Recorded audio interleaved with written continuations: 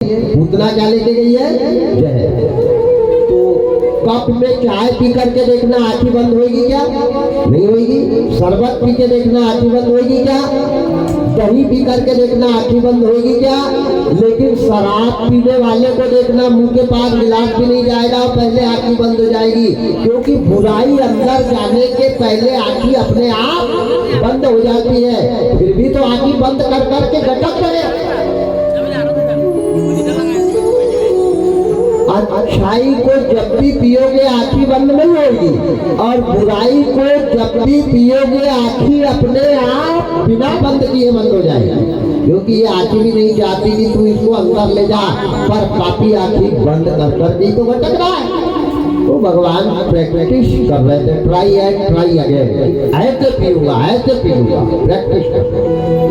एक ने कहा नहीं, भगवान ने आंखें इसलिए बंद की कि भगवान विचार कर रहे हैं कि जो माँ ने जन्म दिया उसका मैंने अभी दूध नहीं पिया, जिसके घर में 15 दिन पे आया हूँ उसका दूध नहीं पिया, ये ब्याज में ही तीसरी कौन मौसी माँ आ गई जो मेरे को दूध पिलाना चाहती है। तो भगवान इसके भूतकाल को देख रहे हैं कि ये पूतना कौन है, आंखें बंद करके ध्यान लगा रहे हैं। तो ये पूतना कौन है? भगवान ने जैसे आंखें बंद करके ध्यान किया तो क्या देखा? राम राम राम राम राम। ये पूतना को तो वरदान दिया है। किसने? भगवान ने। कब दिया है? जब राजा बलि का यज्ञ चला था और वामन भगवान नंगे पैर नग्न शरीर दंड कमंडल लेके राजा बलि से दान मांगने जा रहे थे, तब रास्ते में राजा बलि का घर पड़ा था। किसको? वामन भगवान जा रहे थे। तो राजा बलि की पत्नी का नाम था अंसना रानी, और राजा बलि की एक बड़ी सुंदर बेटी थी जिसका नाम था रत्नमाला। रत्नमाला नाम की राजा बलि की बड़ी सुंदर कन्या थी। अब वो राजा बलि की कन्या रत्नमाला ने वामन भगवान को देखा और देख करके उसके मन ने कहा, भगवान कितना सुंदर गुड्डू जा रहा है, भगवान कितना सुंदर बच्चा जा रहा है, ऐसी इच्छा होती इसको उठाकर गोदी में ले लूं और गोदी में लेकर के दूध पिला दूं। भगवान ने उसके मन की बात को जान लिया कि तूने मन से मेरे को दूध पिलाने का निर्णय लिया है, तो अवश्य तेरा दूध मैं पीऊंगा, पर आज नहीं पीऊंगा। आज तो तेरे पिता का यज्ञ चला है और यज्ञ पूरा हो गया तो गड़बड़ होगा, इसलिए तेरा दूध आज नहीं पीऊंगा। द्वापर में मैं कृष्ण बन के आऊंगा और राजा बलि की कन्या रत्नमाला तुम पूतना बन करके आना। न मैं जन्म देने वाली माँ का दूध पीऊंगा, न पालने वाली माँ का दूध पीऊंगा, माँ समझकर पहला दूध तेरा पीऊंगा और तेरे को सबसे पहले वैकुंठ धाम भिजवाऊंगा। ये वही राजा बलि की कन्या रत्नमाला आज पूतना बन करके आई है और भगवान को दूध पिलाना चाहती है। ऐसा भगवान ने आंखें बंद करके ध्यान लगाकर भगवान ने कहा पीना तो पड़ेगा, क्योंकि पहले वादा किया है और जो वादा किया उसको निभाना पड़ेगा, क्योंकि अपन ने इनको वरदान दिया है। ऐसे विचार करके भगवान ने आंखें बंद करी। सब कवि ने अलग अलग कल्पना। यशोदा मैया भोजन बनाने में मग्न है, भोजन बना रही है। नंद बाबा ग्वालवाल सहित कर देने मथुरा गए हैं और इधर पूतना का आना हुआ। भगवान ने भी सोचा ऐसा मौका नहीं मिलने वाला, कोई नहीं है, अपन धीरे से लात हिलाना चालू करें। भगवान ने धीरे धीरे लात हिलाना चालू किया। जैसे पैर हिलाए हैं पूतना समझ गई कि ये उड़ गया है, अब मौका है और बिल्कुल समय का फायदा उठाना चाहिए। पूतना ने बालक को उठाया, उठा के सीने पे लगाया और एक एक पैर दबा के पैर दबाते दबाते दबाते घर के बाहर आई और जो भागने लगी जंगल के तरफ, और जंगल के तरफ भागी। भयानक रूप पूतना ने लिया और बच्चे को लेके आकाश में निकल गई। कन्हैया ने भी अच्छे खींच करके पकड़ लिया है। पूतना ने अपना स्तन किया है और जैसे पीना चालू किया पूतना हंस रही है, चारों तरफ जिसकी आवाज ही आवाज हो गई। भगवान ने भी पीने में कोई कमी नहीं की, ऐसा पिया, एक ही स्तन पिया तो पूरा जहर पी गया, जहर के बाद पूरा खून पी गया। जब पूरा खून भगवान ने पिया तो पूतना को चक्कर आने लग गया आकाश में जाके, और जैसे चक्कर आया है पूतना बड़े जोरों से चिल्लाई है और आकाश से ऐसे उतर रही है मानो कोई हेलीकॉप्टर उतर रहा है, उतना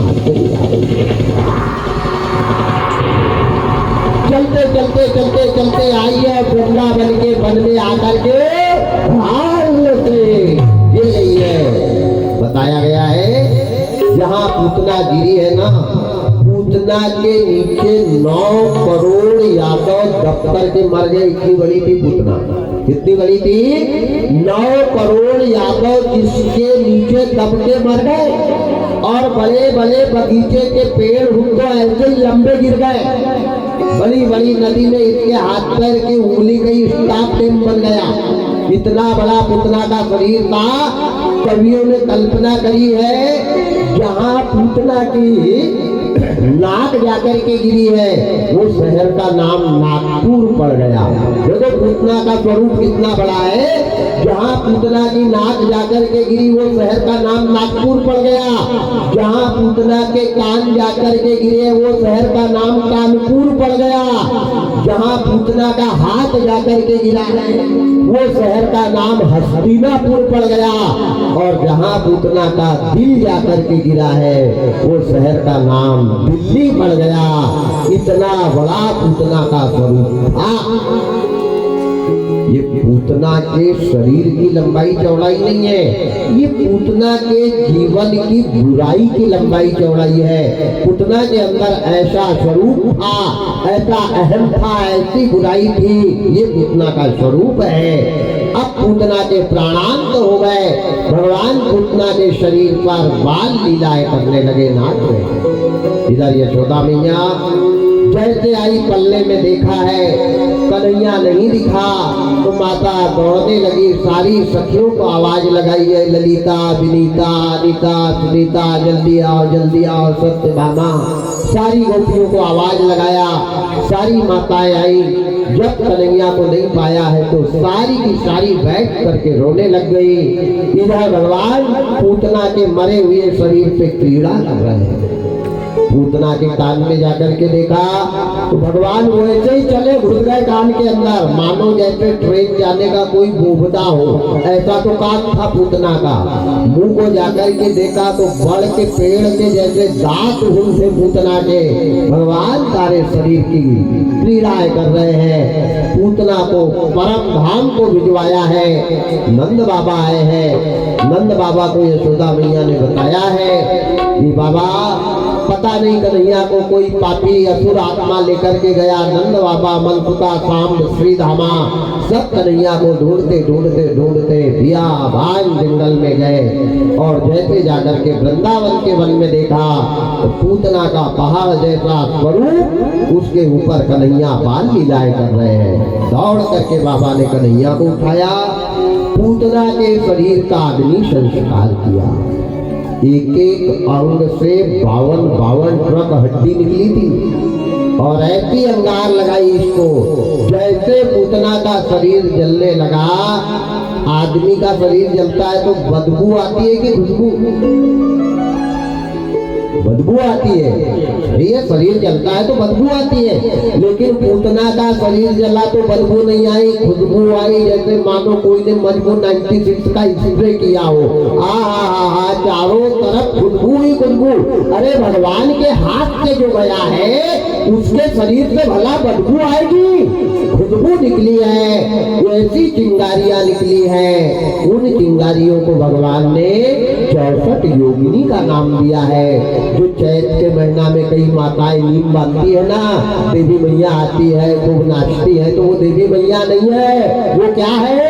पूतना के शरीर से निकली वाली 64 योगिनी है, जो आपके अंदर मकान में मंडल बने हैं, जिसमें 64 योगिनी का भी एक मंडल है। वो चतुष्षष्ठी योगिनी का प्रादुर्भाव हुआ है। कन्हैया को लेकर के नंद बाबा घर आए हैं। यहाँ पर आने के बाद गर्गाचार्य जी आए, कन्हैया का नामकरण संस्कार किया। कन्हैया ने 11 दिन की उम्र में अमला अर्जुन नाम के 2 पेड़ों का उद्धार किया। कृष्ण भगवान की आरती में आता है, नाथ तुम अमला अर्जुन तारा, बहाई रस गोरस की धारा, सुदर्शन चक्र धरैया की, मधुर हरि बीन बजैया की। तो ये अमला अर्जुन कौन थे? कुबेर के 2 पुत्र थे। इनको नारद जी ने श्राप दिया था। नारद जी की छेड़खानी कर रहे थे, तब ये वृंदावन के वन में अमला और अर्जुन के नाम से विख्यात हुए। भगवान ने इनका कल्याण किया। इनका कल्याण करने के बाद धीरे धीरे धीरे कन्हैया बड़े होने लग गए। माखन चोरी की लीलाएं की, काली दह में, काली कुंड में कालिया नाग को मारा है, वेणु बजाई है, धेनु चराई है, ग्वाल बाल के साथ वन भोज किया है, और ब्रह्मा जी का मान मर्दन का, ब्रह्मा जी का अहंकार को दूर कर सारे गोपगणों की रक्षा की है। इसके बाद में गोवर्धन महाराज का पूजन करवाया है। पहले हमारे देश में इंद्र का पूजन होता था, इंद्र का पूजन कृष्ण ने बंद करवा के गोवर्धन महाराज का पूजन करवाया। अनन्य लीलाओं का वर्णन हुआ। यहाँ रास लीला भी कर रही है भगवान ने यमुना जी के तट पे। यमुना के तट पे मारी नजरिया ऐसो सावरिया कि गजरा गिर गयो जमुना जल में। बड़ी सुंदर लीला की है। शंकर भगवान माता पार्वती के साथ नारी का रूप लेकर के रास लीला में आते हैं। रास बिहारी ने रास रचाई है, सबको आनंदित किया है। कृष्ण भगवान जब बांसुरी बजाते थे तो नंद बाबा की 9 लाख गाय बांसुरी की आवाज सुनकर के आती थी। पहले गाय चराने वाला आगे चलता था, गाय पीछे चलती थी। और आज से 20, 25, 50 साल बाद हमारे यहाँ की बात है, तो कृष्ण की कथा बता रहा हूँ मैं। हमारे यहाँ चराने वाला आगे जाता था, पीछे से गाय आती थी। ये भगवान द्वापर में कन्हैया लाल का चरित्र था कि भगवान की बंसुरी की धुन सुन सुन करके गाय रभाती हुई दौड़ती चली आती थी। गायों का नाम होता था श्यामा, जयंती, मंगला, भद्रा। ये गाय का नाम रखा जाता है। आज भी कुछ घर में गायों का नाम होता है, और जो नाम लेकर के गाय को पुकारता है तो इंसान आवाज नहीं सुनता है, लेकिन जानवर आवाज सुन ले। अब जानवर नहीं है गाय, अरे गाय को जानवर कहना मूर्खता है। गाय हमारी माता है, याद रखना। आज जानवर में है सत्य, इंसान में। जिनके घर में 4 बेटे, यही प्रमाण देख लेना। 4 गाय पालना और चारों का नाम रखना, एक का श्यामा, एक का जयंती, एक का मंगला, एक का भद्रा। और रोज उनकी पीठ पे हाथ घुमाना, गालों पे हाथ घुमाना, रोज रोटी खिलाना और नाम लेकर के आवाज देना। और 4 बेटे अगर रहेंगे, अजमा के देखना, रात के 12 बजे आना कहीं से भी, साकल खटखटाना, 4 में से एक भी बिस्तर पे से उड़ जाए तो नाम बदलना। और नहीं, गाय के कोठे में जाना, जो पाली वाली गाय है, चारों की चारों मालिक को देख करके खड़ी ना हो जाए तो नाम बदलना। आज भी गौ माता ने धर्म नहीं छोड़ा है। ऐसी गाय का पालन, ऐसी गौ माता की सेवा हमारे कन्हैया लाल ने की। अनन्य लीलाओं का वर्णन हुआ। अब सुखदेव जी से राजा परीक्षित ने प्रश्न किया, बाबा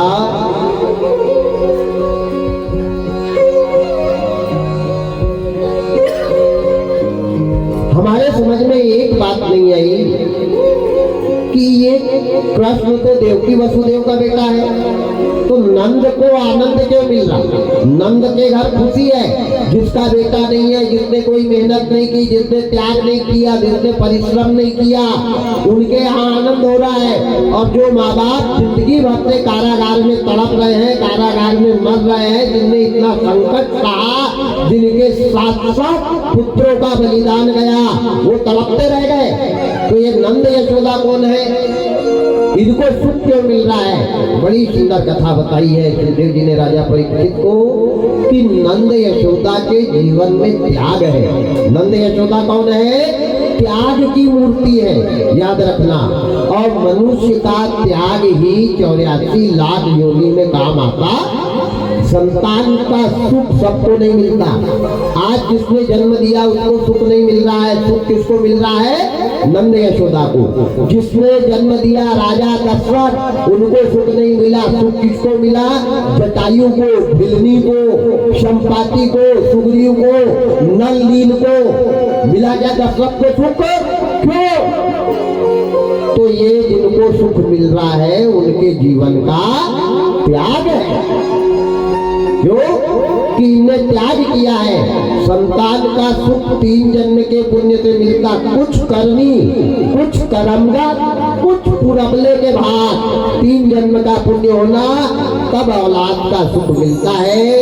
तो सुखदेव जी से राजा परीक्षित ने पूछा कि ये नंद यशोदा ने कौन सा त्याग किया, कब किया, कहाँ किया और कैसे किया, वो हमारे को बताओ। ये कथा उन लोगों ने ध्यान से सुनना। संतान होने के बाद भी सुख क्यों नहीं मिल रहा, और जिनकी संतान नहीं है वो सुखी क्यों है? तो ये उनके कर्मों का ही फल है। तभी तुलसी बाबा भी लिखते हैं, कर्म को प्रधान कहते हैं। कर्म प्रधान विश्व करि राखा, कर्म प्रधान विश्व करि राखा। जो जस करहि सो तस फल जाता, जस करहि सो तस फल जाता। कर्म प्रधान विश्व करि राखा, जो जस करहि सो तस फल जाता, जो जस करहि सो तस फल जाता। सिया राम जय राम, जय जय राम। सिया राम जय राम, जय जय राम। ये नंद यशोदा को अगर कन्हैया का सुख मिल रहा है तो नंद यशोदा हमारे बीच में परम आदरणीय बड़े भैया बैतूल बाजार से राजेश जी शुक्ला, जिनको पप्पू भैया के नाम से भी जाना जाता है, और हमारे परम आदरणीय बड़े भाई साहब संजय शुक्ला जी, पप्पू भैया, आपका भी आगमन हुआ है। और बैतूल कोर्ट के जाने माने, बैतूल जिले के अंदर जिनकी ख्याति है, ऐसे श्रेष्ठ वकील साहब हमारे आदरणीय हीरावन जी सूर्यवंशी, आपका भी आगमन हुआ है। साथ में रामकिशोर भाई साहब हमारे परम मित्र हैं, उनका भी आगमन हुआ है। जीत पूरे परिवार की तरफ से आपका हार्दिक वंदन, अभिनंदन, और मंच के तरफ से सभी को सादर प्रणाम।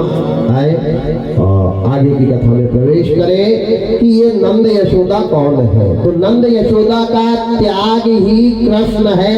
ध्यान देना, जीवन में जब तक त्याग नहीं रहेगा तब तक सफलता मिलने वाली संभव नहीं है। सफलता का पहला नाम ही त्याग है। तो सुखदेव जी से पूछा है राजा परीक्षित ने कि कृष्ण भगवान तो देवकी वसुदेव के पुत्र हैं, लेकिन नंद यशोदा को सुख क्यों मिला? इनने कब त्याग किया, कहाँ त्याग किया, कैसे त्याग किया, ये हमारे को बताओ। तो सुखदेव जी बता रहे हैं कि सतयुग में एक द्रोण नाम के राजा थे। सत्य धर्म का पालन करना, ज्ञानवान, न्यायवान, नीतिवान, चरित्रवान, सर्वगुण संपन्न बड़े शिरोमणि थे। प्रजा को एक दृष्टि से देखते थे, गरीबों की सेवा करते थे, भूखे को भोजन कराना, भटके को मार्ग बताना। इनकी एक धर्म पत्नी थी द्रोण राजा की, जिनका नाम था धरा देवी, पतिव्रता नारी। एक ही धर्म एक व्रत नेमा, काय वचन मन पति पत प्रेमा। नारी का धर्म है केवल पति परायण में प्रबल इच्छा रखना, ये नारी का धर्म है। और इसी धर्म का पालन कौन करती थी? धरा देवी। नित्य प्रतिदिन पति की सेवा करना, पति को भोजन कराना, पति की सेवा को ही ईश्वरीय भक्ति समझना, ऐसा जीवन यापन करते थे। अच्छा, द्रोण राजा का एक नियम था। क्या नियम था? कि जब तक 5 लोगों को अन्न का दान नहीं देते थे, तब तक पानी का घूंट भी नहीं पीते थे। सबका अपना अपना एक नियम होता है। कुछ का नियम होता है उठते बराबर दोनों हाथों को काराग्रे वस्ते लक्ष्मी कर मध्य सरस्वती कर मूले गोविंद प्रभाते कर दर्शनम, हाथ देखते हैं। कुछ का स्वभाव होता भगवान की चित्र को देखना, कुछ का तो वैसे ही इनका स्वभाव था। जब तक 5 लोगों को अन्न का दान नहीं देते थे, तब तक पानी का घूंट भी नहीं पीते थे। चलते रहा समय, इनके पास खेती नहीं। देखो, दान देने के लिए, धर्म करने के लिए धन की आवश्यकता नहीं है। धर्म करने के लिए सच्चा मन होना। अगर मन है तो धर्म है। धन से धर्म नहीं कमाया जाता, धन से भगवान नहीं खरीदे जाते, धन से धर्म आगे नहीं बढ़ता। धर्म केवल सच्चे मन से बनता है। बिल्ली के पास कहाँ धन था? प्रहलाद के पास कहाँ धन था? वैदास के पास कहाँ धन था? विभीषण के पास कौन सा धन था? धर्म के लिए सच्चा मन होना, मन दर्पण के जैसे होना। आज इनके पास मकान नहीं, दुकान नहीं, व्यापार नहीं, नौकरी नहीं, कुछ नहीं द्रोण राजा के पास। पर नियम बनाया था कि जब तक 5 लोगों को, अच्छा धन आता कहां से था? अन्न कहां से आता था? धन्य है माता, धन्य है इनकी पत्नी। ऐसी माताओं को प्रणाम करता हूँ। नित्य प्रतिदिन लोगों के यहाँ मेहनत करने जाती थी, मजदूरी करने जाती थी, बर्तन मांजती थी, पानी भरती थी, और जो अन्न मिलता था वो अन्न लेकर के धरा देवी आती थी। आधा अपने पति द्रोण राजा को देती थी, आधा बना करके पहले खिलाती थी, बाद में खाती थी। क्योंकि नारी का एक ही धर्म है, नारी का एक ही व्रत है, नारी के जीवन में एक ही उपास बताया है। बाबा तुलसीदास जी रामायण में लिखते हैं, कौन सा धर्म? एक ही धर्म एक व्रत नेमा, एक ही धर्म एक व्रत नेमा, काय वचन मन पति पद प्रेमा, काय वचन मन पति पद प्रेमा। एक ही धर्म एक व्रत नेमा, काय वचन मन पति पद प्रेमा, काय वचन मन पति पद प्रेमा।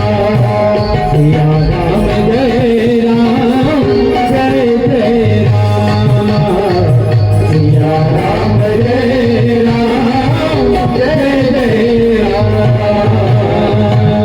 नारी का एक ही धर्म है, एक ही व्रत है। अगर ये धर्म, ये व्रत, ये नियम नारी नहीं करती है तो वो शिव जी पे जल चढ़ाए, नहीं खुद ही जाकर के समर्पण हो जाए, उसका कल्याण होने वाला नहीं है। याद रखना, कुछ कर ले, दुनिया का कोई उपाय कर ले, नारी का कल्याण केवल पति और सास ससुर की सेवा से ही होता है। इस बात का प्रमाण सीता है, इस बात का प्रमाण मीरा है, इस बात का प्रमाण लक्ष्मी है, इस बात का प्रमाण उर्मिला है। 14 साल अगर लक्ष्मण वनवास गया है तो 14 साल तक उर्मिला आरती की थाली लेकर के पति की राह देखते दरवाजे पे खड़ी रही। पानी का घूंट तो दूर रहा, 14 साल तक आंखी की पलक भी नहीं झपकी है। तब मेघनाथ को मारा है लक्ष्मण ने। नहीं, लक्ष्मण जैसे 1000 आ जाते ना तो मेघनाथ मरने वाला नहीं था, इंद्रजीत मेघनाथ था। तो नारी का त्याग ही पुरुष के जीवन की सफलता है। आज देखो कितना बड़ा त्याग है धरा देवी का।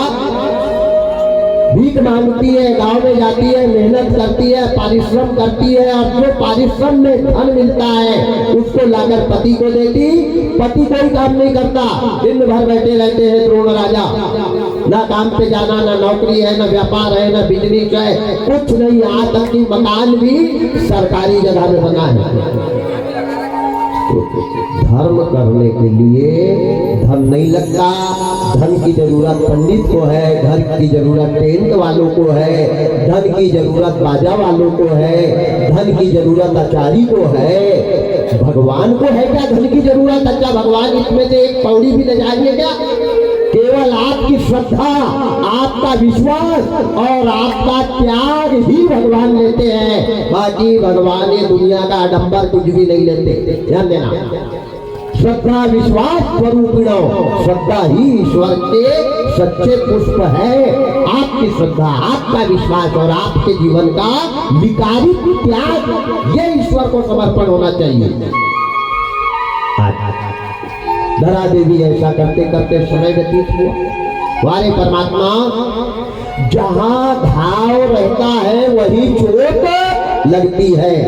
जहां घाव रहेगा उसको कितने ही बचाओ, आखिर चोट वहां पर लगेगी, ये सत्य है। लेकिन एक चीज है, सत्य प्रताड़ित होता है पर कभी सत्य पराजित नहीं होता। एक दिन विजय सत्य की ही होती है। धीरे धीरे समय व्यतीत हुआ। द्रोण राजा की उम्र हो गई 90 साल। अब आ गया बुढ़ापा। अरे जवानी थी, युवा अवस्था थी, तब तक बिचारी काम पे जाती रही, करते रही, लेकिन ऊपर वाले की भी मर्जी कुछ और थी। इनके यहाँ एक भी संतान नहीं हुई। इनके यहाँ एक भी संतान नहीं हुई और बुढ़ापा आ गया। द्रोण राजा की उम्र हो गई 90 साल और धरा देवी की उम्र हो गई 85 साल। पर आज तक माताएं ध्यान से सुनना, और उन माताओं ने ध्यान से सुनना जो पति के साथ झगड़ रही है, जो जेवर के लिए, कपड़ा के लिए, खाने के लिए, धन के लिए तांडव घर में मचाती है, उनने कान खोल के सुनना। नारी की सबसे बड़ी दौलत उसका पति है। पति है तो सारी दौलत है, और पति चला गया तो दुनिया की दौलत काम में नारी के आने वाली नहीं है। धरा देवी के पास एक साड़ी थी जो 52 जगह से फटी हुई थी, फटी साड़ी पहनती थी। दुनिया की माताओं को सोने के, चांदी के, तांबा के, पीतल के जेवर पहनने को मिल जाते। ये पति की सेवा करने वाली नारी थी, माथे पे टीकी भी नहीं थी, याद रखना।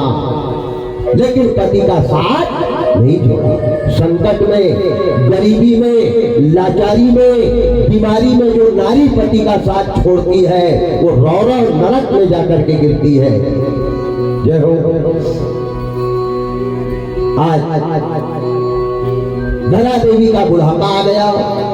बिचारी जाती बैठ बैठ करके झाड़ू लगाना, मेहनत करना, अन्न ला करके देना। राजा दान देते थे। 15 साल से 90 साल के बीच में कभी भी ऐसा दिन नहीं आया जिस दिन राजा ने दान नहीं दिया। नियम था। एक दिन नारद जी के मन में विचार आया। नारद जी ने सोचा इसका धर्म पुरबला हो जाएगा, इसका पुण्य बढ़ जाएगा, तो इसका हो जाएगा प्रमोशन और इंद्र का हो जाएगा डिमोशन। इंद्र की कुर्सी पे जाके ये बैठ जाएगा। तो नारद जी ने जाके इंद्र को बता दिया कि भैया अब तुम्हारी सरकार गिरने वाली है, क्योंकि यहाँ सरकार अब द्रोण राजा की चलेगी। क्योंकि नर करनी करे तो नारायण में प्रमोशन हमको ही मिलेगा, लेकिन कर्म के आधार पे जिसकी जैसी करनी उसका वहां वैसा प्रमोशन मिलेगा। कोई ब्रह्मा बनेगा, कोई विष्णु बनेगा, कोई शंकर बनेगा, कोई चित्रगुप्त बनेगा, कोई यमराज बनेगा, कोई मंत्री बनेगा, कोई लेखा जोखा करने वाला बनेगा। तो वहां भी डिमोशन प्रमोशन होते रहते हैं। यहाँ अच्छे कर्म करके आदमी वहां जाके नर ही नारायण बनता है, ध्यान देना। लेकिन सबका एक समय है, जैसे 5 साल के बाद जनता पुनः चुनाव करती है, ऐसे वहां भी होता है। कई इंद्र हुए हैं, कई ब्रह्मा हुए हैं, कई विष्णु हुए हैं, कई शंकर हुए हैं। कर्म के आधार पे पद प्रतिष्ठा की प्राप्ति होती। नारद जी ने जाके इंद्र को कह दिया, भैया तुम्हारा होने वाला है डिमोशन, यहाँ प्रमोशन पे आने वाला है वो। अच्छा एक बात बताओ, एक बार जिसको कुर्सी मिल जाए वो क्या कभी कुर्सी छोड़ना चाहेगा? पूरी ताकत लगा देगा। साम दाम दंड में कुर्सी नहीं जाना चाहिए। इंद्र ने नारद जी से कह दिया, चाहे कुछ भी करना पड़े कुर्सी नहीं जाना चाहिए। अब मेरे को इसके लिए जो करना पड़े, मेरे को रास्ता बताओ नारद जी। नारद जी ने मार्ग बताया। नारद का मतलब ही है जिसकी बात कभी ना हो रद्द, वो है नारद। नारद ने कहा कि एक काम है, तुम जाओ विष्णु भगवान के पास क्षीर सागर में, भगवान से कहना कि मृत्यु लोक पे एक द्रोण नाम का राजा भक्ति का दिखावा करता है, वो भक्ति नहीं करता, और भगवान को उसकी परीक्षा लेने भिखारी का रूप लेकर के पर भेजना का। भगवान से ये भी कह देना कि पहले उसकी पत्नी जो 85 साल की बूढ़ी अम्मा है उसको बीमार करना, 6 महीना पहले सिर्फ बीमार करना, उसके प्राण मत लेना, उसको मरने मत देना, पानी भी मुंह में नहीं जाना चाहिए और खटिया पे उठना भी नहीं चाहिए। 6 महीना से वो बीमार हो जाएगी तो काम पे नहीं जाएगी, काम पे नहीं जाएगी तो अनाज नहीं आएगा, और अनाज नहीं आएगा तो राजा दान देगा नहीं, और राजा जब तक दान नहीं देगा तब तक खाता नहीं है, ये उनका नियम है। और ऐसे समय में भगवान को कहना तुम परीक्षा लेने जाओ। ध्यान देना, बड़ी सुंदर कथा है। संकट भगवान का ही नाम है, मुसीबत भगवान का ही नाम है, ये भगवान का ही फल प्रसाद है। और संकट में, परेशानी में, दुख में, तकलीफ में भगवान को कभी याद नहीं करना चाहिए। रामायण में लिखा है, संकट में, परेशानी में, दुख में, आपत्ति में, विपत्ति में भगवान को नहीं, किसको याद करना चाहिए? धीरज धर्म मित्र अरुणारी, धीरज धर्म मित्र अरुणारी, आपद काल पर रखिए उचारे, आपद काल पर रखिए उचारे। धीरज धर्म मित्र अरुणारी, धीरज धर्म मित्र अरुणारी, आपद काल पर रखिए उचारे। जय राम जय राम जय जय राम, सिया राम जय राम जय जय राम। संकट में भगवान किसी को नहीं बचाते। संकट रूपी दानव को मारने के लिए धैर्य रूपी तलवार होना चाहिए, धीरज। क्योंकि संकट बन के भगवान नहीं आते हैं। आज देखो द्रोण राजा के यहाँ संकट बन के भगवान जा रहे हैं, मोरक ध्वज के दरवाजे कृष्ण भगवान संकट बन के गए, हरिश्चंद्र के दरवाजे भगवान संकट बन के गए, राजा बलि के यहाँ भगवान वामन अवतार लेकर के गए। अब बताइए कौन से भगवान को पूछते? संकट में सबसे पहले बताया धीरज। सत मत छोड़े सूरमा, सत छोड़े पट जाए, धीरज। दूसरा धर्म, धर्मो रक्षित रक्षिता। अगर आपने अपने धर्म की रक्षा की है तो धर्म तुम्हारा बाल बाका, धीरज धर्म। तीसरा मित्र, और चौथा नारी। संकट में ये 4 की परीक्षा हो जाती है। आज संकट की घड़ी आई, इंद्र नारद के कहने पे भगवान के पास गए, भगवान ने परीक्षा लेना चाहा। ध्यान देना, सत्य की ही परीक्षा होती है, असत्य की नहीं होती। कल मैंने बताया था दाग काला सफेद पर ही दिखता है, काले पेंट पे दामन भी चिपक जाए तो कौन देखता है।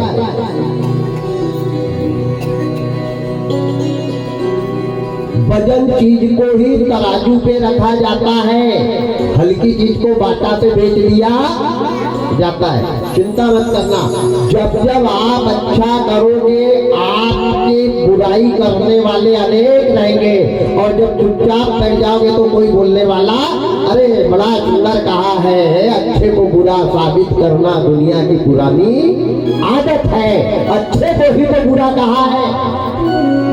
आज भगवान कमलापति विष्णु भगवान देवराज इंद्र के कहने पे 6 महीना पहले बिचारी द्रोण राजा की पत्नी धरा देवी को बीमार कर दिया।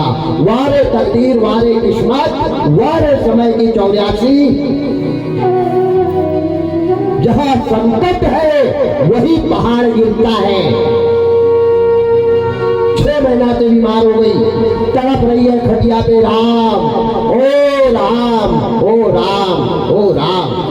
6 महीना से बीमार हुई, अनाज कमा के नहीं लाया राजा के घर में, एक अनाज का दाना नहीं, और राजा ने अन्न का दान नहीं किया तो राजा के जीवन में प्रण का प्राण जाए पर वचन न जाई।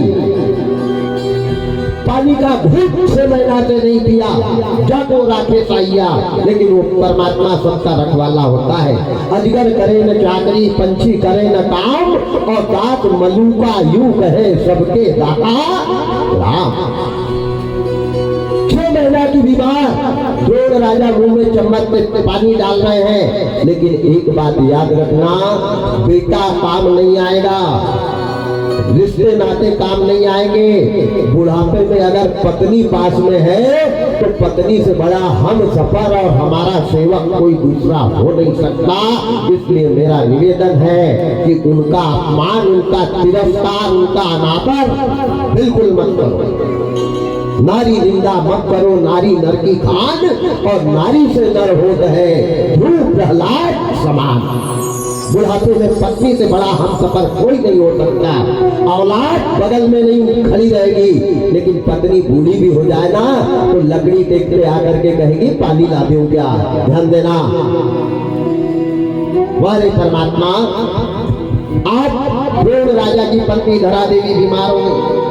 द्रोण राजा मुंह में पानी डाल रहे हैं, देवी ओ धरा ओ धरा ओ धरा, पानी भी नहीं जा रहा है। द्रोण राजा रो रहे हैं कि भगवान ये कैसी घड़ी आई, दरवाजे पे एक दाना नहीं है।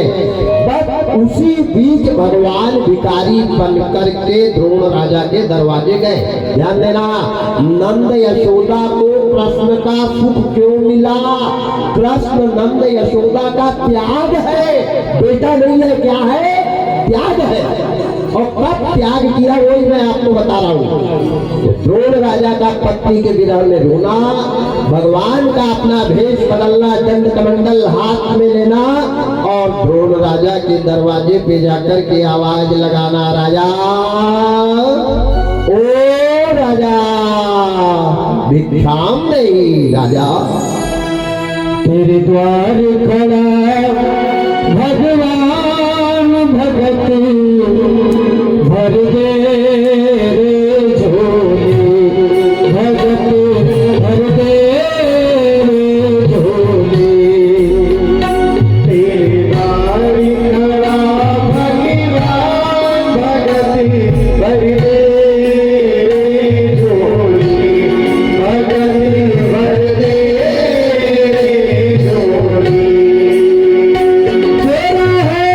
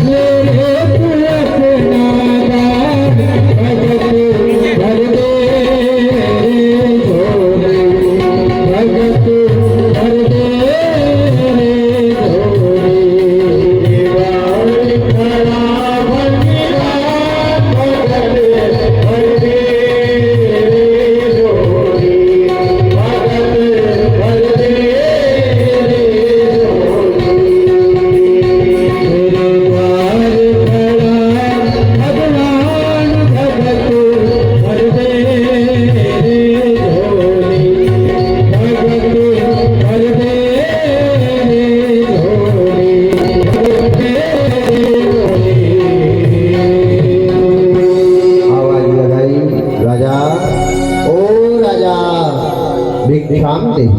दौड़ के राजा आए। राजा में एक दाना नहीं, एक अन्न का कण नहीं है। 6 महीना तक की बीमार है, महीना से राजा ने दान नहीं दिया, 6 महीना से राजा ने पानी नहीं पिया। केवल मन अच्छा है, जागी रही भावना जैसी, प्रभु मूरत देखिन तेरी। भाव अगर अच्छे हैं तो प्यारे बहुत परमात्मा की विशेष कृपा हो जाती है। आज द्रोण राजा ने आकर के कहा, याचक प्रभु आओ, बड़े भाग्य हमें जो आप हमारे घर में पधारे, कहो क्या सेवा करूं आपकी। इन्हें कहा नहीं राजा, मैंने सुना है तुम बहुत बड़े दानी हो। इन्हें कहा नहीं प्रभु, मैं क्या दान दे सकता हूँ, क्या दूंगा, क्या दिया, जो दिया यहीं से लिया, यहीं पे दिया, मेरा क्या है। अगर मैं बड़ा अपने आप में कहता हूँ तो मेरे से बड़ा मूर्ख कोई नहीं है। बड़े बड़ाई ना करे, बड़े न बोले बोल, और रहीमन हीरा तब कहे लाख टका मेरा मोल। सज्जन व्यक्ति कभी अपने मुंह से अपनी बड़ाई नहीं करते। इन्हें कहा नहीं प्रभु, मैं क्या दूंगा, आप तो आदेश करो, सेवक आपके सामने है। इन्हें कहा राजा दे दे। हाँ, ये भी नहीं कहा, कोशिश करूंगा, और कोशिश करने वाले की कभी हार नहीं होती। बुझ जाए समा तो जल सकती है, बुझ जाए समा तो जल सकती है, कश्ती हदे तूफान से निकल सकती है। मायूस ना हो, इरादे ना बदल, तकदीर कभी भी बदल सकती है, तकदीर कभी भी बदल सकती है।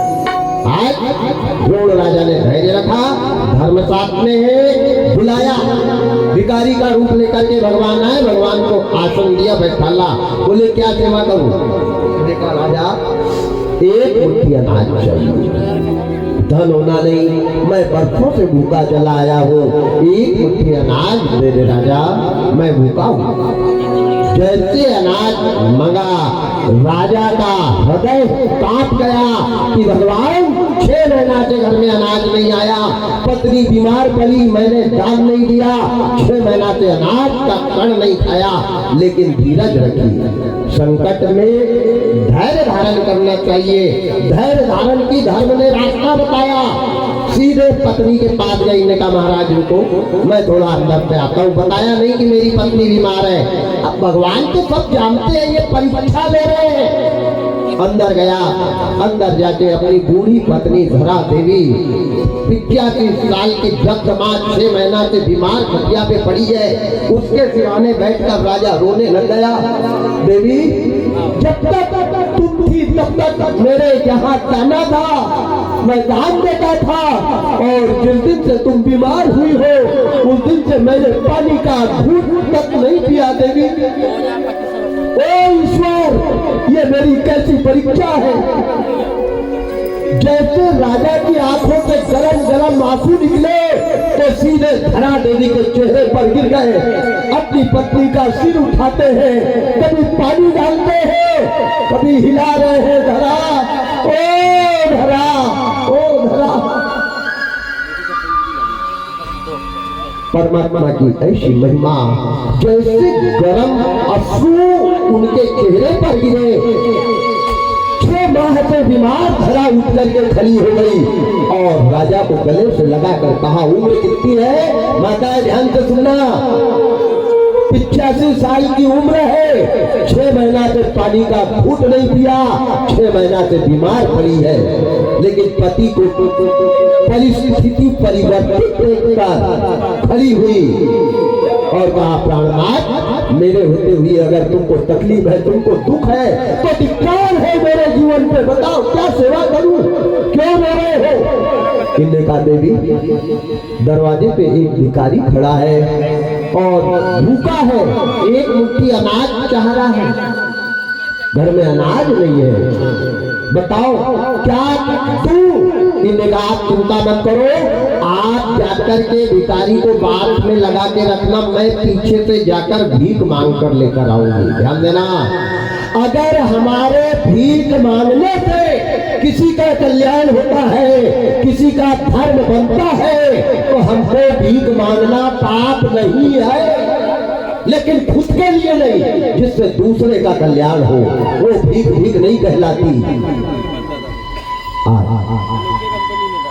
धरा देवी ने अपने पति को कहा, आप बात में लगाओ, मैं गांव में जाती हूँ। एक लकड़ी हाथ में ले ली, आंखी में दिखाई नहीं दे रहा, चक्कर आ रहे, 85 साल की उम्र है, 6 महीना की बीमार है, पानी का घूंट नहीं पिया, कभी चलती है कभी थक कर बैठ जाती है। रानी ने किसी के यहाँ जाकर के एक गिलास पानी मांग करके नहीं पिया।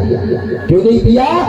अगर मैं पानी मांग करके पीती हूँ तो मेरा पति व्रत धर्म चला जाएगा। मेरे पति ने 6 महीना से अन्न का कण नहीं खाया है, प्यासी रह गई। लेकिन वहरे तकदीर, वहरे किस्मत, बिन मांगे मोती मिले, मांगे मिले ना भी। जब समय खराब आता है तो अपने ही पराये बन जाते हैं, याद रखना।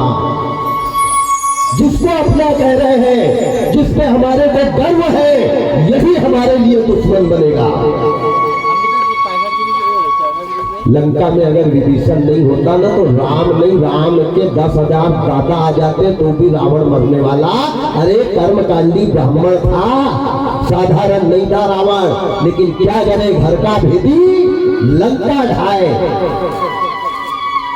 लक्ष्मण को तो एक ही बार शक्ति लगी है, लेकिन रावण ने राम को 36 बार धरती पर सुलाया है। वो रावण था। काल भी जिसके बगल में दबा रहता था, शनि दरवाजे पे उल्टा लगता था, लक्ष्मी भी पानी भरती थी, वो था। ध्यान देना, लक्ष्मी के पीछे कभी मत दौड़ना। अगर लक्ष्मी घर में धन लक्ष्मी को चाहते हो तो सरस्वती को सुधार लो। जिसके पास सरस्वती अच्छी रहेगी, उसके आगे पीछे लक्ष्मी नहीं घूमने लग जाए तो नाम बदलना। आज सरस्वती खराब है। सरस्वती कहाँ रहती है? एक मुंह में रहती है और एक हाथों में रहती है। काराग्रे वस्ते लक्ष्मी कर मध्य सरस्वती, कर मूले गोविंद प्रभाते कर दर्शनम, समुद्र वस्ते देवी पर्वतस्तंज मंडले, विष्णु पत्नी नमस्तुभ्यम पाद स्पर्शम क्षमताम। ये 2 जगह जिनकी सरस्वती अच्छी है, लक्ष्मी उनके आगे पीछे घूमती है। आज सरस्वती तो खराब है और रावण ने सरस्वती को साधा था। 4 वेद, 6 शास्त्र, 18 पुराण का ज्ञानी था। और दरवाजे पे ब्रह्मा भी वेद पढ़ने आते थे। कोई ऐरा गहरा रावण नहीं था। रावण नहीं होता तो राम की आवश्यकता ही नहीं होती, यहाँ रामायण का निर्माण ही नहीं होता। हमारे परमात्मा धन्य है धरा देवी, जिस घर में जा रही भीख मांग रही, भिक्षाम दे ही भैया। 100 मकान की बस्ती थी, लेकिन समय जब खराब आता है ना तो राजा नल की भौजी मछली भी पानी में कूद गई। भुजी वाली मछली पानी में कूद गई। ये समय की बलिहारी है। समय पड़े पर दिख गई देखो हरिश्चंद्र की रानी। समय पड़े पर हरिश्चंद्र ने भरा डोम घर पानी। और समय का चक्कर बड़ा बुरा है, कहा न जाता है। और समय का चक्कर एक दिन सब पर आता है। रो रही है, भगवान अगर एक मुट्ठी अनाज नहीं मिला तो मेरे पति को क्या दूंगी? और पति को अन्न नहीं दूंगी तो पति का धर्म चला जाएगा। 99 मकान घूम गई, एक दाना नहीं मिला। केवल एक मकान बचा है साहूकार का। वो साहूकार का नियम था कि वो ब्याज से अन्न देता था। जेवर गिरवी रखता था, कपड़ा गिरवी रखता था, खेती गिरवी रखता था, मकान गिरवी रखता था। अचानक बेचारी लकड़ी टेकते सुबह की 6 बजे की निकली, शाम के 4 बजे उस बनिया के घर पे गई और आवाज लगाई, राजा ओ राजा। राजा दौड़ के आया, क्या बात है? राजा एक मुट्ठी अनाज दे दे राजा। क्या लेके आई है? राजा कुछ होता तो तेरे दरवाजे क्यों आती राजा? तन बदन पे एक जेवर नहीं है। ध्यान देना, धर्म पे चलने वाले को सुख न मिला है, न मिला था, न मिलेगा। प्रमाण है, धर्म पे विभीषण चलता था, लात खाना पड़ा। धर्म पे प्रहलाद चलता था, आदि में जलाना पड़ा। धर्म पे मीराबाई चलती थी, जहर पिलाया गया। धर्म पे रैदास चलता था, पड़ा रहा घर में। धर्म पे सबरी चलती थी, धर्म पे बालक ध्रुव चलता था, धर्म पे हरिश्चंद्र चलता था, धर्म पे सुदामा चलता था। बताओ इनको सुख मिला क्या?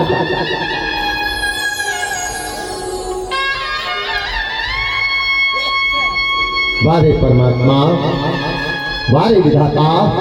बनिया कहने लगा जेवर। राजा, जेवर होते तो दे देती राजा, मेरे पास प्लास्टिक के भी जेवर नहीं है। कपड़े राजा, एक साड़ी है जो 52 जगह से फटी है राजा। खेती होती तो मुट्ठी भर अनाज के लिए क्यों आती राजा? एक काम है, हम दोनों पति पत्नी जितनी हमारी जिंदगी बची है, पूरा तेरे घर में मजदूरी मेहनत करेंगे, काय के बदले एक मुट्ठी अनाज के बदले। ध्यान देना, समय समय की बात है, समय बड़ा बलवान और समय समय पर बदल रहा इस कलयुग में इंसान। क्या समय किस मोड़ पे लाके समय खड़ा कर देता है। समय से बड़ा दुनिया में कुछ नहीं है। राजा, इनने कहा तुम मरने को बैठे, तुमसे क्या काम करवाऊंगा? नहीं है, अनाज निकल बाहर। इनने कहा नहीं राजा, दे दे राजा। पापी राजा निकला, बूढ़ी के हाथ पकड़े और हाथ पकड़ के दरवाजे के बाहर लाके जैसे धक्का दिया, बिचारी औंधे मुंह गिर गई और रोने लगी। परमात्मा, ये क्या हो गया? अब अनाज कहां से लाऊं? पूरे 100 मकान डूब गई। लेकिन रानी ने प्रण कर लिया कि ठीक है, अब कोई मेरे पास सहारा नहीं है, मैं इस राजा से एक मुट्ठी अनाज लेकर जाऊं। राजा ने अपना गेट बंद किया, अंदर चला गया। रानी फिर गई, खून बगरने लगा गालों से, आंखों में आंसू है, चक्कर आ रहे हैं। 85 साल की उम्र है, 6 महीने की बीमार है, पानी का भूत नहीं पिया। देखो भगवान कैसी परीक्षा लेते हैं। और जाकर के आवाज लगाई, राजा, ओ राजा। बनिया दौड़ के आया और कहा, बूढ़ी तेरे समझ में नहीं आ रहा? रानी रोने लग गई, राजा मेरे कुछ भी समझ में नहीं आ रहा। अगर अनाज लेकर जाऊं तो कहाँ का, और नहीं लेकर जाऊं तो मेरे पति का धर्म चला जाएगा राजा। बनिया ने कहा ठीक है, तेरे को अनाज देता हूं, एक सामान तेरे पास में है, देगी? रानी चिंता में पड़ गई कि भगवान मेरे पास क्या सामान है? फटा सा कपड़ा, जेवर तक नहीं है, खेती मकान बर्तन तक नहीं है, पर अगर राजा को कुछ दिख रहा है तो बिल्कुल दे दूंगी। राजा ने कहा, जितना तेरे सामान का वजन रहेगा उतना ही अनाज मिलेगा। इन्होंने कहा बिल्कुल उतना ही देना, मांग। राजा अंदर गया, अंदर जाकर के एक तराजू ला करके रानी के सामने खड़ा कर दिया। रानी चिंता कर रही कि ये आखिर क्या मांगेगा। तराजू रानी के सामने खड़ा किया और डबल के अंदर गया और मयान में से अच्छी पहली तलवार निकाली और तलवार ला करके धरा देवी को दे दी। 85 साल की बूढ़ी, 6 महीना की बीमार। ध्यान देना, धर्म पे चलने वाले को क्या मिलता है? वैसे ही सुख नहीं मिलता। हमारे पूर्वजों ने, हमारे ऋषि महर्षियों ने बड़ा त्याग किया है, तब आज हम जिंदे हैं। हमने किया क्या है? क्या कर रहे हैं हम? क्या करेंगे हम?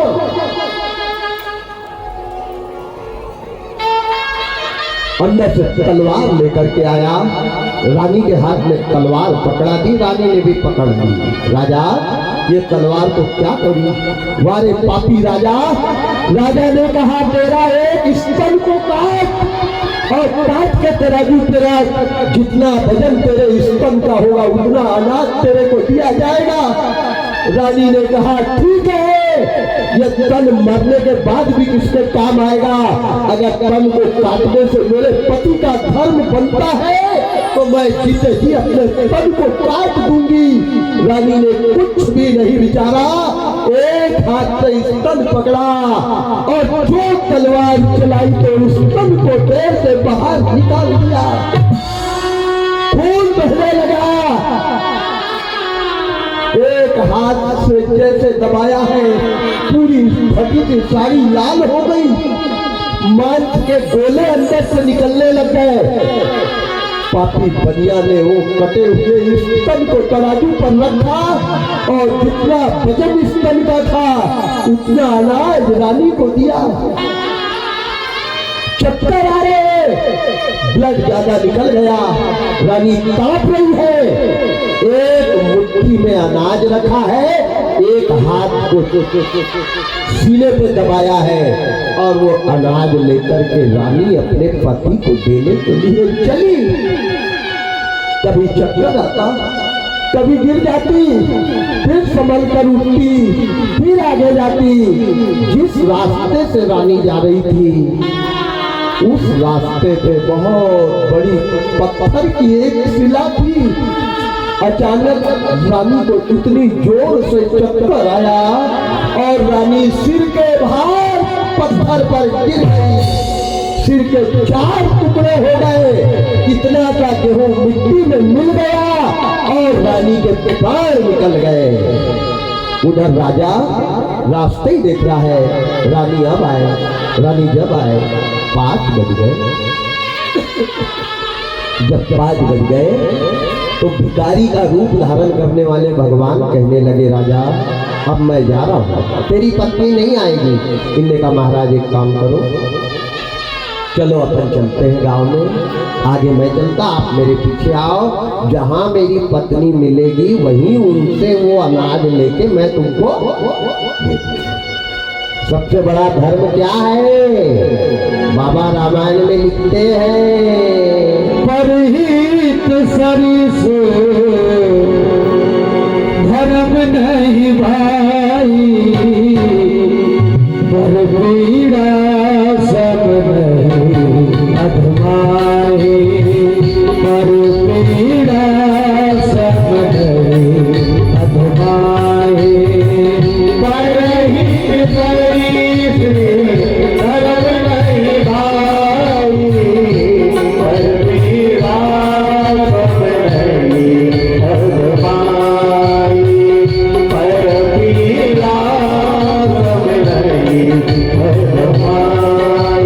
परहित सरिस धर्म नहीं भाई, पर पीड़ा सब नहीं अधमाई, परहित सरिस धर्म नहीं भाई, पर पीड़ा सब नहीं अधमाई। सिया राम जय राम, सिया राम जय राम, जय जय राम, सिया राम जय राम, जय जय राम, सिया राम जय राम, जय जय राम। सबसे बड़ा धर्म यही है, परहित, अपने लिए नहीं पराये के लिए, दूसरों के लिए अपने प्राणों को न्यौछावर कर देना, इससे बड़ा धर्म कुछ नहीं है। आज रानी के प्राण निकल गए। राजा भिखारी को लेकर के अपनी पत्नी को आवाज लगाते गांव में घूम रहा, धरा ओ धरा, ओ धरा, ओ धरा। पूरा गांव ढूंढ डाला, धरा तो कहीं और चली गई। राजा तू किसको बुला रहा है? कोई ने नहीं बताया धरा कहाँ गई। राजा ढूंढता ढूंढता जिस रास्ते से धरा गई उसी रास्ते से चला और पत्थर की शिला के पास जैसे पहुंचा, धरा को देखा, बेहोश होकर के राजा गिर गया। धरा क्या हो गया? धरा कहाँ चली गई? धरा उसको उल्टी गिरी थी तो पलटाया, जैसे पलटाया तो एक हाथ छाती पे दबा देखा, हाथ को जैसे राजा ने अलग किया, अंदर से मांस के गोले निकलने लग गए। राजा देख करके दंग रह गया।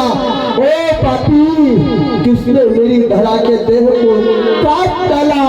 मेरी प्राण प्रिय कहाँ चली गई धरा?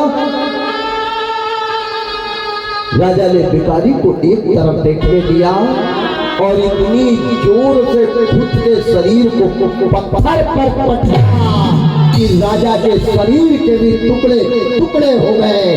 दोनों के प्राण निकल गए। मुट्ठी भर गेहूं मिट्टी में पड़ा था। भगवान ने वहां अपना असली रूप बनाया, इंद्र को बुलाया कि शब्द प्रताड़ित होता है पर पराजित नहीं होता। और यही द्रोण राजा धरा देवी को भगवान ने आशीर्वाद दिया कि तूने धर्म की रक्षा करने के लिए स्तंभ को कटवाया है, जा, तेरे को मैं आशीर्वाद दे रहा हूँ। मैं द्वापर में देवकी का बेटा बनूंगा, यशोदा के घर रहूंगा और माँ देवकी का दूध नहीं पीऊंगा। तुम धरा देवी यशोदा बन करके आना, तुम्हारा नाम मैं रोशन करूंगा। और बाबा, तुम द्रोण राजा नंद बाबा बन करके आना।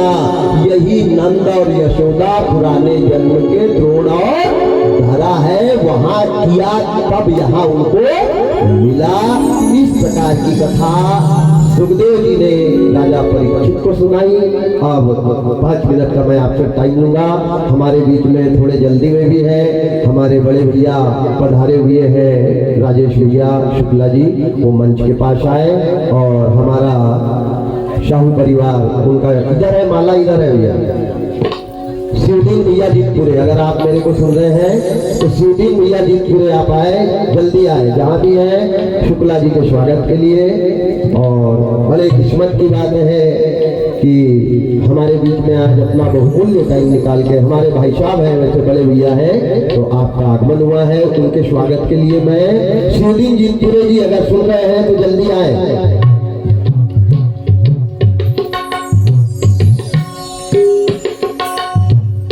शिवदीन भैया जीतपुरे,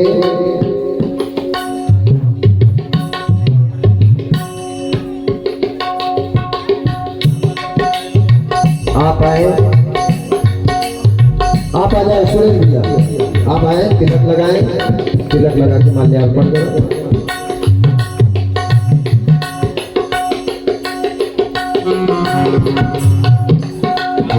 इसके बाद में हमारे बीच में परम आदरणीय बैतूल कोर्ट के ख्याति प्राप्त लायक हीरामन जी सूर्यवंशी आप भी आए। और पुष्पहार से आपका भी हमारे जजमान के द्वारा स्वागत होना है।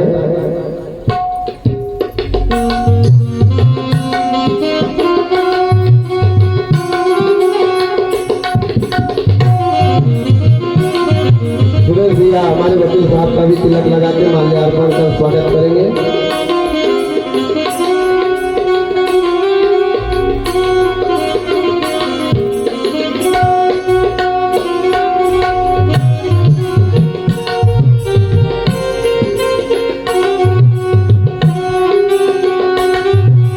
हमारे बीच में हमारे परम आदरणीय वकील साहब, बहुत अच्छे वकील साहब हैं।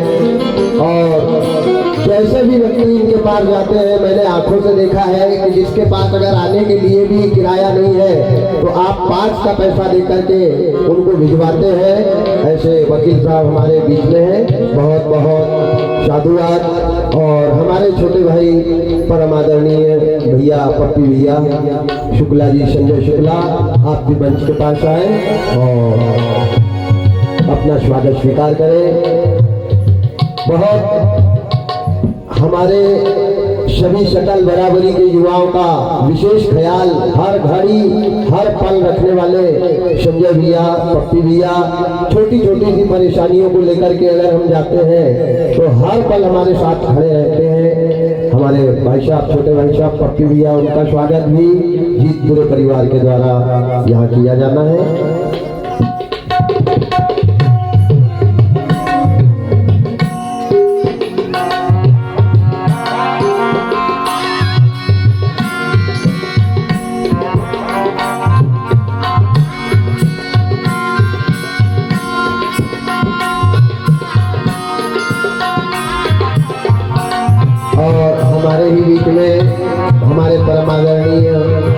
डॉक्टर साहब दुबे जी आप भी आए हैं, आप भी मंच के पास आए और जीतपुरे सभी ये ब्राह्मण परिवार है और जीतपुरे परिवार का बड़ा सौभाग्य है कि 5 नहीं आज 7 ब्राह्मण का तिलक पूजन करने का सौभाग्य यज्ञ की समापन में उनको मिला है।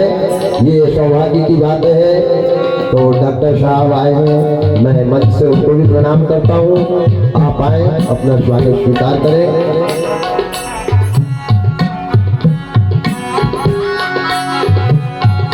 इसी बेला में हमारे मित्र भी है रामकिशोर बरले वकील साहब हैं, आप भी आए और अपना स्वागत स्वीकार करें। रामकिशोर भैया अगर आप सुन रहे हैं तो मंच के पास आए।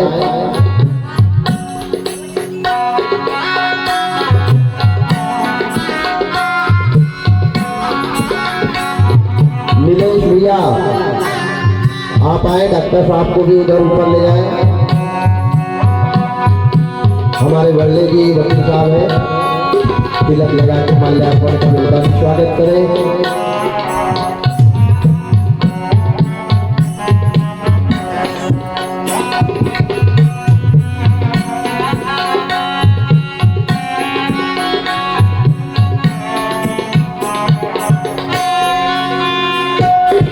बहुत बहुत धन्यवाद जी पूरे परिवार को और सभी ब्राह्मण के द्वारा विशेष आशीर्वाद। शुभाशी आए, अपनी कथा को अब ज्यादा लंबा न ले, समय भी हो गया है। समय के अभाव के कारण जो कथा आपने नहीं सुनी वही कथा सुनाने का मेरा प्रयास रहा। इसके बाद कृष्ण भगवान की अनन्य लीलाएं रही।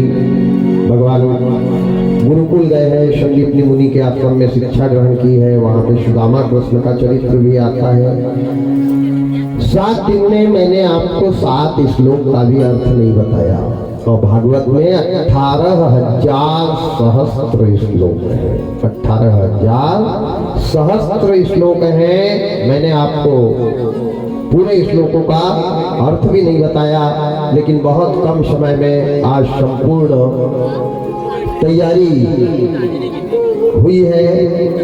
कृष्ण भगवान ने अपनी लीलाओं को नित्य प्रति भाव विभोर ग्वाल वालों को करते हुए, ग्वाल वालों का आनंद उत्साह बढ़ाते हुए संदीपनी मुनि के पास जाकर के संदीपनी मुनि के मरे हुए पुत्र को समुद्र से वापस ला करके दिया है। उसके बाद भगवान की लीलाओं का अथाह कोई था नहीं है।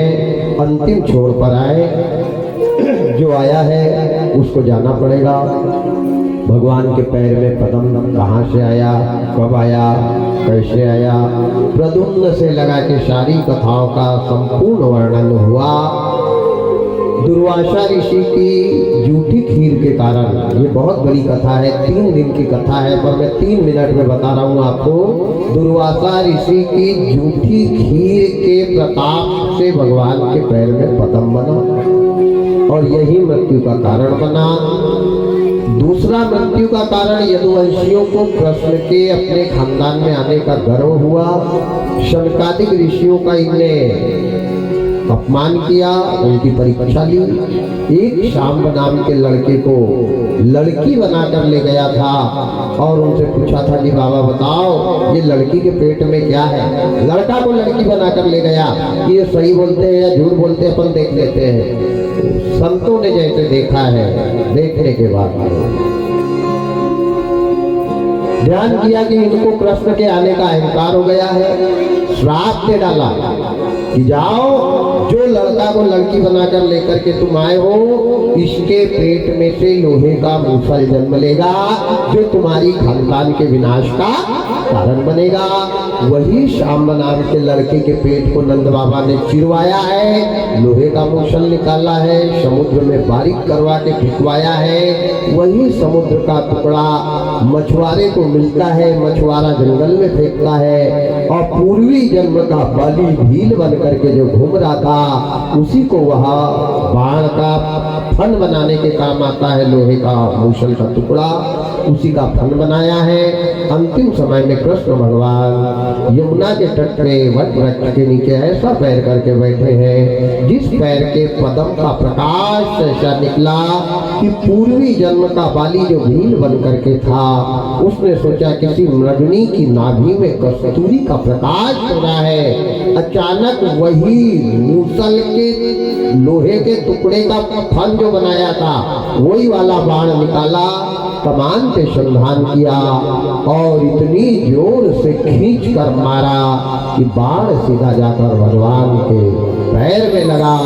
भगवान के प्राण निकल गए। भगवान ने जाते जाते यादव जाति को श्राप दिया कि जाओ, तुम्हारे कारण मेरी मृत्यु हो रही है। मैं तुमको ये श्राप देता हूँ कि तुम आपस में ही लड़ लड़ के मर जाओगे। तुम्हारा धन थाने में जाएगा, पापी खाएगा, तुम्हारा धन तुम्हारे काम नहीं आएगा। ये यदुवंशियों को श्राप दिया है। राजा परीक्षित ने यज्ञ पूरा किया। जन्मेजय ने उनका यज्ञ पूरा करवाया।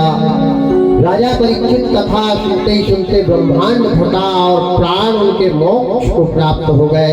तक्षक नाग जीवित होकर के आता है, मिट्टी के देह को दंश करता है। राजा परीक्षित के बेटे जन्मेजय का सारा यज्ञ पूरा हुआ। वैसे ही आज साहू परिवार का यह भाई के स्मृति में, भतीजी की स्मृति में, पूर्वजों की स्मृति में वह जितनी भी अकाल मृत्यु हरणम सर्वव्याधा विनाशनम विष्णु पादोदकम पीत्वा पुनर्जन्म न विद्यते, सभी पितरों के उपलक्ष्य में आत्म शांति के लिए यह कार्य सप्तदिवसी करवाया। इनके बड़े भाई बहुत सरल स्वभाव के सात्विक राम रतन जी पूरे, बलराम भैया, सुरेश भैया, शिवदीन भैया, इनके भतीजे, बड़ा गर्व है। मैंने देखा कि इनके तीनों चारों भाई कंधे से कंधा लगा के रात के 12-12, 1-1 बजे तक इनकी भौजाई हो माँ तुल्य इनको सहयोग दिया। जैसे माँ अपने बेटे को सहयोग करती है ऐसे तीनों भौजाइयों का हमारे सुरेश भैया को सहयोग मिला। भतीजों ने इनको जरा सा भी आभास नहीं होने दिया इतना बड़ा काम। और इनके एक भाई और भौजाई तो बेचारे 24 घंटा गेट पे खड़े रहते थे, जो मैं 7 दिन से देख रहा हूँ। बड़े भैया रात के 12-12 बजे तक घर के आसपास घूमते रहते थे कि भैया क्या करना है। परमात्मा, मैं इस परिवार को कुछ नहीं दे सकता, मैं तो लेने के लिए आया हूँ। मेरे को तो ब्राह्मण को श्राप है लक्ष्मी जी का, पर भगवान से ये जरूर कहूंगा कि मैंने जीवन में कोई धोखे से भी पुण्य किया हो तो जिस पूरे परिवार को मेरा पुण्य मैं समर्पण करता हूँ। इनकी एकता, इनका प्रेम, इनकी भौजाई देवरों का प्रेम, भाई भाई का प्रेम हमेशा ऐसा बना रहे। इनके बहुत अच्छे भतीजे हैं। मैंने देखा आज पिता की बात पुत्र नहीं सुनता है, आज वो युग है। लेकिन इनके जितने भी भतीजे थे एक शब्द तो बोल दे, एक काम बताया तो 10 काम करके आते थे। बड़ा गर्व हुआ और मेरे को भी इस परिवार में एक नई शिक्षा मिली। इनके ग्रामवासी समाज के, अदर समाज के, आदिवासी समाज तक ने इस परिवार को सहयोग किया है। मैं पूरे ग्रामवासी का, सबका बहुत बहुत आभारी हूँ, सर्व समाज का आभारी हूँ। यह सुरेश भैया के कार्य की सफलता नहीं है, यह सेलगांव गांव में यज्ञ की सफलता है। बहुत अच्छी एकता समाज में है। और इसके बाद इनके दरमानी अतिथि बाहर से, इनके दामाद, इनके मामा, इनके फूफा, इनकी ससुराल वाले, इनकी बहन, और इनने जहाँ जहाँ कार्ड दिया है, दूर दराज से जो समाज चल के आई, सबसे बड़ा श्रेय तो बाहर से आगमन आगंतुक अतिथियों का है। अगर आकाश में चांद अकेला है तो चांद आकाश की सुंदरता नहीं होता जब तक उसके अगल बगल तारे ना निकले। तो बाहर से जो भक्त आए, इनने तारे बन करके इस कार्य को सफल करवाने में सहयोग प्रदान किया। आप सभी को सादर नमन। 7 दिन में मेरे द्वारा, मेरे 10 लोगों के परिवार के द्वारा जाने अनजाने में भी अगर कोई गलती हुई हो तो क्षमा करना। अच्छाई अगर कुछ मिली हो तो उसको अपने जीवन में अवश्य उतारना। गुल रहे तो गुलशन खिलेंगे, आपका आशीर्वाद रहा और जिंदे रहे तो फिर मिलेंगे, फिर मिलेंगे। उजाले अपनी यादों के हमारे साथ रहने दो, उजाले अपनी यादों के हमारे साथ रहने दो। ना जाने जिंदगी की शाम किस मोड़ पर हो जाए, किस मोड़ पर हो जाए, किस मोड़ पर हो जाए। इन्हीं शब्दों के साथ अपनी वाणी को पूर्ण विराम मैं परिवार के कार्यकर्ताओं से निवेदन करता हूँ कि आप आकर के पहले पुराण पूजन करें अभी तुरंत, और पुराण पूजन के बाद में हमारे सभी संगीत कलाकारों की पूजन करें, और उसके बाद में विदाई गीत, उसके बाद में आरती, आरती के बाद में अग्रिम कार्यकारिणी तैयार रखें। श्री सीताराम।